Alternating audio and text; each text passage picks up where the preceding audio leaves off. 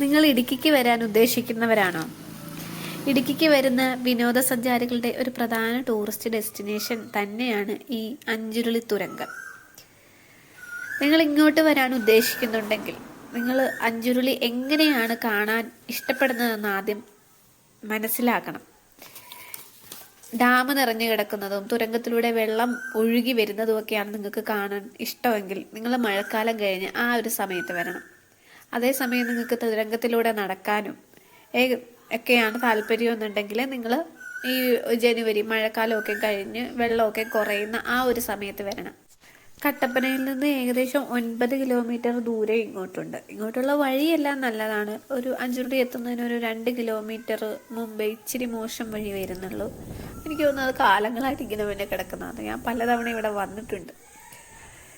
അന്നൊന്നും ഞാൻ ഇതേപോലെ ശ്രദ്ധിക്കാതെ വന്ന് ഈ മഴക്കാലം കഴിയുന്ന ഒരു സമയത്ത് വരും. എനിക്കപ്പോൾ തുരങ്കത്തിലോട്ട് ഇറങ്ങാൻ സാധിക്കുന്നില്ലായിരുന്നു. ഇത്തവണയാണ് ഞാൻ ആദ്യമായിട്ട് ആ തുരങ്കത്തിൻ്റെ അകത്തോട്ടൊന്ന് കയറിയത് കേട്ടോ.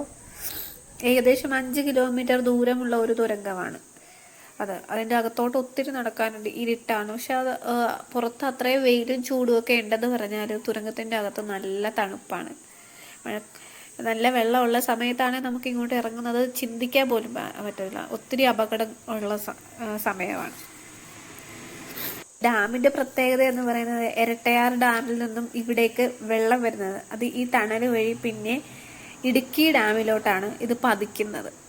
ഈ ജലാശയത്തിൽ 5 മലകൾ നിരയായി ഉരുളി കമഴ്ത്തിയതുപോലെയാണ് ഇരിക്കുന്നത്. അതുകൊണ്ടാണ് അത്ര ഇതിന് അഞ്ചുരുളി എന്ന് പേര് വന്നത്. ആ പേര് നൽകിയത് ആദിവാസികളാണെന്നും പറയപ്പെടുന്നു.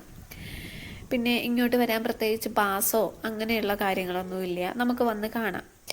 പിന്നെ കച്ചവടക്കാരും അങ്ങനത്തെ ഒരു സംഭവമില്ല. ടൂറിസ്റ്റ് ഡെസ്റ്റിനേഷനാണെന്ന് പറഞ്ഞാലും ഭയങ്കര ഓവർ ക്രൗഡഡ് ആയിട്ടുള്ള ഒരു പ്ലേസ് ഒന്നുമല്ല.